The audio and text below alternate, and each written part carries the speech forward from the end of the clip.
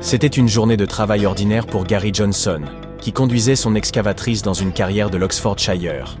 Il était en train de dégager un bloc d'argile lorsque sa machine heurta soudain quelque chose de dur. Il s'agissait d'une empreinte énorme, et il était impossible qu'elle provienne d'un animal vivant aujourd'hui. Ensuite, à seulement 3 mètres devant lui, Gary remarqua une autre empreinte gigantesque, puis une autre. Il comprit rapidement qu'il pouvait s'agir d'empreintes de dinosaures, et il avait raison. Il y avait au total environ 200 empreintes géantes, et elles dataient d'environ 166 millions d'années, soit de l'ère du Jurassique moyen. Les scientifiques commencèrent les fouilles à cet endroit en juin 2024. Les plus longues séries d'empreintes qu'ils trouvèrent mesuraient environ 150 mètres. Et ce n'était pas la première de ces découvertes dans la région. En 1997, ils avaient trouvé 40 empreintes de dinosaures en creusant dans une carrière de calcaire. Cette fois-ci, l'équipe prit 20 000 photos et réalisa des modèles en 3D à l'aide de drones. Au total, ils trouvèrent 5 séries d'empreintes à cet endroit. 4 de ces chemins avaient été formés par des sauropodes, d'immenses dinosaures herbivores qui marchaient sur leurs 4 pattes. Leurs empreintes ressemblent un peu à celles d'éléphants gigantesques. Elles sont très grandes, car ces dinosaures pouvaient atteindre jusqu'à 18 mètres de long, soit environ 2 fois la longueur d'un bus londonien. La 5e série d'empreintes pourrait provenir d'un mégalosaure, un carnivore. Son empreinte ressemble exactement à celle que l'on voit dans les dessins animés. On appelle cela une empreinte tridactyle, ce qui signifie qu'elle a 3 grands orteils bien définis. Exactement comme moi. Contrairement aux dinosaures précédents, ceux-ci pouvaient marcher et même courir sur leurs 2 pattes. À cette époque, la région dans laquelle ils vivaient ressemblait à un lagon peu profond et chaud. Et ces dinosaures pataugeaient dans la boue en laissant leurs empreintes derrière eux. Les empreintes peuvent nous permettre de comprendre à quelle vitesse les dinosaures se déplaçaient, comment ils marchaient, quelle était leur taille et dans quel type d'environnement ils vivaient. On ne peut pas apprendre tout ça uniquement à partir des ossements fossilisés. Cette découverte est donc extrêmement importante. Les scientifiques pensent qu'une grande tempête a aidé à préserver ces empreintes dans l'état exceptionnel dans lequel on les a trouvées. Elle a probablement déposé de grandes quantités de boue par-dessus, les protégeant ainsi des ravages du temps. Seulement quelques mois après cette découverte de l'Oxfordshire, des scientifiques ont trouvé plus de 260 empreintes de dinosaures similaires sur une distance de plus de 5950 km et sur différents continents, du Brésil au Cameroun. Lorsqu'ils ont étudié ces empreintes, ils ont réalisé qu'elles dataient environ de la même époque, qu'elles avaient la même forme et qu'elles provenaient du même type de contexte terrestre et tectonique. Entre le nord-est du Brésil et ce qui est aujourd'hui le Cameroun, en Afrique, se trouvait l'un des derniers ponts terrestres que les dinosaures pouvaient emprunter pour passer d'une masse continentale à l'autre, avant que le Gondwana ne se sépare complètement. Il y a environ 120 millions d'années. L'Afrique et l'Amérique du Sud ont commencé à se séparer il y a environ 140 millions d'années, et l'océan Atlantique Sud a lentement pris place entre les deux. La Terre se fragmentait, de grands bassins se formaient, et les différents cours d'eau ont commencé à les remplir. Et ces empreintes ont été trouvées dans ces bassins même, de chaque côté de l'océan.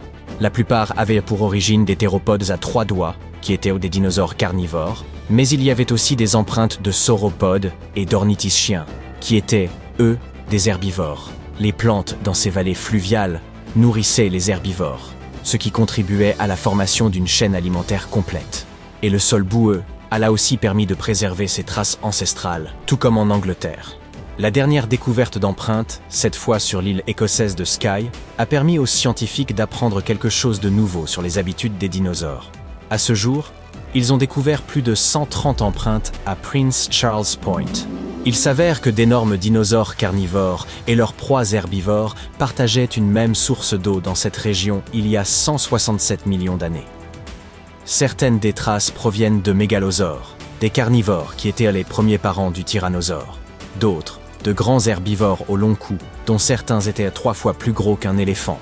Les scientifiques ont examiné de près ces empreintes pour comprendre comment les dinosaures marchaient et se déplaçaient.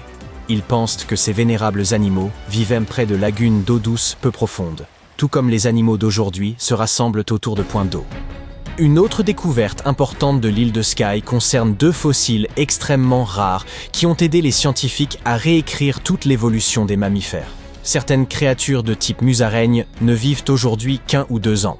Eh bien, ces petits gars pouvaient vivre jusqu'à 7 ans, voire plus. Les scientifiques ont trouvé 2 squelettes presque complets sur l'île, celui d'un adulte et celui d'un jeune spécimen. Pour comprendre comment ces animaux vivaient et grandissaient, les scientifiques ont utilisé des scanners à rayons X de haute technologie pour regarder à l'intérieur de la roche et examiner les dents, un peu comme on compte les anneaux des arbres pour déterminer leur âge. La créature la plus jeune était encore en train d'obtenir ses dents d'adulte, mais avait déjà environ 2 ans, ce qui est très inhabituel pour les petits animaux. Elle vivait dans la région pendant la période du Jurassique, à une époque où il faisait chaud sur l'île, avec un climat tropical, des mers peu profondes et de denses forêts. À cette époque, ces petits et étranges premiers mammifères commençaient tout juste à apparaître dans un monde dominé par les dinosaures. Mais ils étaient là le commencement de la longue lignée d'animaux qui engloberait un jour les chats, les baleines et les humains. Des scientifiques en savent plus aujourd'hui sur les derniers jours des dinosaures grâce à un nouveau site fossilifère en Argentine. La plupart de nos connaissances sur l'impact du fameux astéroïde proviennent d'Amérique du Nord, où vivaient autrefois le tyrannosaure et le tricératops. Mais maintenant, nous avons l'occasion de voir ce qui s'est passé plus au sud. Les scientifiques de cette mission travaillaient dans la carrière de Cañadón Tomás et ils ont trouvé des os de hadrosaures, qui sont assez rares en Amérique du Sud. Il y a longtemps, cette région désertique était chaude et remplie de plantes telles que des fougères et des palmiers. Un cours d'eau traversait les vastes plaines, ce qui aidait à l'ensevelissement et à la préservation des animaux. En 2020, des chercheurs exploraient la région lorsqu'un paléontologue a trouvé un os de pied de dinosaure. Ils ont continué à chercher malgré une forte pluie et ont découvert tout un groupe de fossiles, non seulement de dinosaures, mais de tout un troupeau composé d'individus d'âges différents. Une autre découverte très importante ici fut une minuscule mâchoire de mammifère dotée de 5 dents, trouvée seulement 2 heures après le début des fouilles. La mâchoire provenait d'un petit mammifère herbivore. Cette créature faisait la taille d'un tamia et avait des dents très spéciales avec des crêtes et des rainures pour mâcher les plantes. C'était la première fois qu'une mâchoire de mammifère était découverte dans cette région. Et les scientifiques ont alors compris qu'ils allaient devoir élargir le champ de leurs recherches. Notre équipe a également trouvé une dent provenant d'un autre dinosaure et la griffe d'un petit prédateur. Tous les fossiles découverts pourraient aider à répondre à certaines grandes questions. Par exemple, les dinosaures étaient-ils déjà en train de disparaître lentement au moment où l'astéroïde est tombé, comme c'était probablement le cas plus au nord? Et qu'est-il arrivé aux animaux qui ont survécu à l'impact? Il y a plusieurs années, des scientifiques ont découvert un autre fossile, cette fois-ci encastré dans de l'ambre, provenant d'une époque où les dinosaures parcoururent la Terre. Le monde avait l'air très différent, mais il possédait aussi des éléments en commun avec la planète actuelle. À l'époque, le ciel nocturne était également illuminé par des lucioles, et les dinosaures les observaient probablement comme nous le faisons. Ce morceau d'ambre a 99 millions d'années, et cette luciole est seulement la 2e jamais découverte de l'ère mésozoïque. Trouver ce type de fossile est très difficile, car les lucioles ont des corps mous qui ne se fossilisent pas bien. Cela ne facilite pas la tâche des scientifiques qui cherchent à déterminer exactement comment et quand ces coléoptères ont commencé à illuminer le ciel. Mais maintenant, grâce à cette luciole récemment découverte, on pense que la luminescence a commencé il y a au moins 100 millions d'années. Ce fossile aide à combler les lacunes de l'évolution des lucioles et de leurs ancêtres. Il nous montre que des parties importantes, comme leur ventre lumineux, sont restées inchangées depuis le milieu du Crétacé.